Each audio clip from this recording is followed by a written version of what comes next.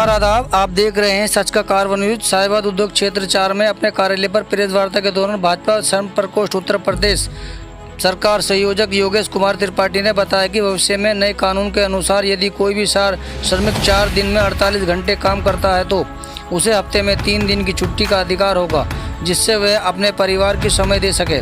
नए कानून के तहत भविष्य निधि के पैसे के मामले में केंद्र सरकार ने यह निर्णय बनाया है। कोई भी मजदूर 6 महीने काम करे या 2 महीने, उसके भविष्य की निधि का पैसा उसको मिलेगा। पहले ग्रेच्युटी 5 साल तक कार्य करने के बाद मिलती थी, अब किसी भी कार्य दिवस पर कार्य करने पर ग्रेच्युटी प्राप्त कर सकेगी। इसी तरह से भारतीय जनता पार्टी ने संगठित और असंगठित दोनों क्षेत्र के लोगों के लिए काम करने के एक कार्य योजना तैयार की है। आइए सुनते हैं श्रम योगेश त्रिपाठी जी की जुबानी क्या बताना चाहते हैं समाज को। आप देख रहे हैं सच का कार्बन का प्रदेश का मैं सह संयोजक हूँ श्रम प्रकोष्ठ में। इससे पहले मैं भारतीय जनता पार्टी का पश्चिम क्षेत्र का जो क्षेत्रीय कार्यालय है उसका प्रभारी रहा। उससे पूर्व में क्षेत्र का संयोजक रहा ई ग्रंथालय में।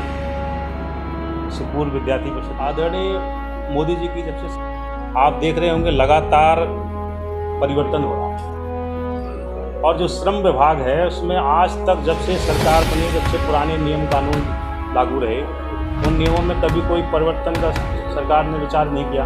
बहुत सारे नियम हैं जिनकी कोई ज़रूरत नहीं है, ऐसे नियमों का बोझ लेकर के सरकार चलती रही। इससे जो मजदूर लोग हैं, जो श्रमिक हैं, वो भी परेशान हैं। तो किस नियम के अंदर हम काम करते हैं, तो सरकार ने तय किया कि जितने भी अभी नियम हैं, नियमों को परिवर्तित करते हुए नई नियमावली लागू करना। जैसे अभी सरकार ने देखा होगा आपने कि स्वीडन, जापान, बहुत सारे देशों में एक काम शुरू हुआ कि आप 4 दिन 48 घंटे काम करते हैं तो 3 दिन आप फ्री हैं। 8 घंटे अपने यहाँ काम करने के लिए श्रमिक को दिया जाता है कि 8 घंटे आप अगर काम करते हैं तो आप का काम पूरा हुआ। लेकिन अगर आप 8 घंटे की जगह 12 घंटे काम कर लेते हैं तो 3 दिन सरकार कहती है कि आपके लिए फ्री हैं, परिवार के लिए आप समय निकाल कर काम कर सकते हैं। यह श्रमिकों के लिए बड़ा योगदान है इस सरकार का। और आदरणीय नरेंद्र मोदी जी इन सब विचारों को लेते हुए, श्रमिकों को ध्यान में रखते हुए कार्य योजनाएं कर रहे हैं। पुराने जितने कानून थे उनको ख़त्म करते हुए एक सूत्र में, एक कानून के अंतर्गत सभी को समायोजित करके काम। तो सभी चीज़ों को देखते हुए संगठनात्मक भारतीय जनता पार्टी ने पहली बार श्रम प्रकोष्ठ बनाया। इससे पहले भाजपा में श्रम प्रकोष्ठ नहीं था। जब कोरोना के समय में मजदूर परेशान हुआ, जब उसको नंगे पैर घर की ओर भाजपा के कार्यकर्ताओं ने देखा कि वो चल दिए हैं, उनको रोज़गार उनका ख़त्म हो रहा है, फैक्ट्रियां बंद हो रही हैं, तो उनकी सेवा का काम किया। तो भाजपा ने ये देखा कि अगर हम श्रमिकों के बीच में जाकर के काम कर रहे हैं तो उनके अधिकारों के लिए बात कैसे करें, उनके अधिकारों की बात कैसे कहें। तो भाजपा ने एक श्रम प्रकोष्ठ बनाया, और श्रम प्रकोष्ठ बना करके मजदूर को क्या अभी आपको उसको नियुक्ति पत्र दें। आने वाले समय में उन्हें भी राहत मिलेगी जो 12-12 घंटे काम करते हैं, सिक्योरिटी गार्ड्स हो गए या कंपनी में हो गए, जो ठेकेदारी होता है। 2 तरीके से अभी आप देखते हैं कि संगठित क्षेत्र में मजदूर, संगठित क्षेत्र में जो व्यक्ति एक काम करता है और असंगठित क्षेत्र में जो व्यक्ति काम करता है, उस दोनों को समान रूप से सैलरी मिलना चाहिए। तो श्रमिकों की सैलरी बढ़ती होगी। ठीक है, सरकार तो ये चाह रही है कि सभी श्रमिक जो है वो समान सैलरी का अधिकार पाएं। उसके लिए सरकार ने नियमावली में परिवर्तन किया। जो लोग नियमित रूप से काम करते हैं, पहले आपने देखा होगा कि ग्रेच्युटी मिलती थी। अगर 5 साल तक आप काम करते हैं तो 5 साल काम करने के बाद आपको ग्रेच्युटी के लिए आप एलिजिबल होते थे। लेकिन सरकार ने अभी नए कानूनों में यह प्रावधान किया कि अगर आपने 1 साल काम किया, 1 साल के लिए आपने कॉन्ट्रैक्ट पर काम कर लिया, तो आपको ग्रेच्युटी 1 साल के लिए ग्रेच्युटी मिलेगी। 5 साल तक आपको इंतजार करेंगे। स्वास्थ्य के क्षेत्र में भविष्य में बहुत अच्छा काम होने वाला है। जगह जगह जो अभी कोरोना के समय में अस्पतालों का भी काम हुआ, अस्थायी बनाए गए। वैक्सीनेशन पर आज सरकार बहुत गंभीरता से विचार करते हुए, आप देखिए इतिहास के रूप में 60 करोड़ लोगों को कल वैक्सीन लगा काम किया। कितनी बड़ी संख्या में वैक्सीनेशन का काम हुआ, इतिहास लिख गया। के क्षेत्र में आपने एक आध कैंप लगवाया वैक्सीन? हमने कई कैंप लगाए। अभी भी लगातार हमारा जो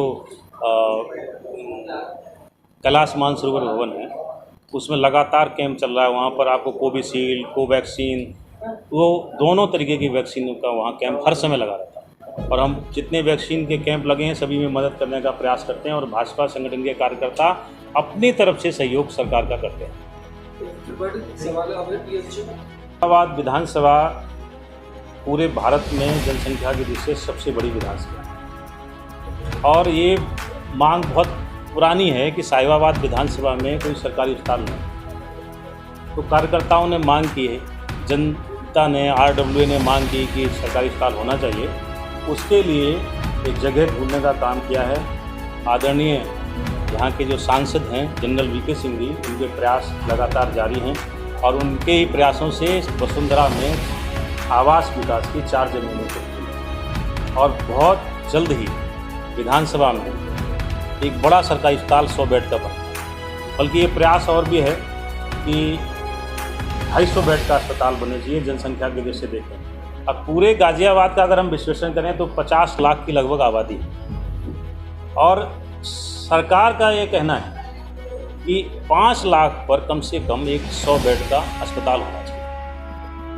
तो इसको अगर ध्यान में रखें तो हमको लगता है कि पूरे अस्पतालों का अगर हम विश्लेषण करें तो लगभग 540-560 के बेड के अस्पताल हैं। आज भी 400 बेड के अस्पताल की आवश्यकता इस गाजियाबाद को है।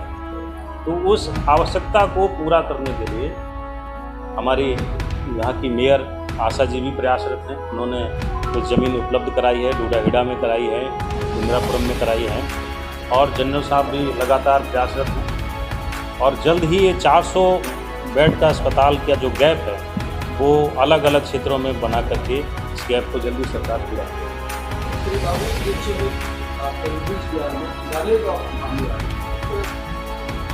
ब्रिज बिहार का जो नाला है एक बड़ी गंभीर समस्या है। वहाँ के जो साहिबाबाद विधानसभा के जो लोग हैं उनकी पुरानी मांग थी कि नाले से कुछ गैसें निकलती हैं तो जो बहनें हैं, जो परिवार हैं, माताएं हैं, उनके गहने काले पड़ जाते हैं।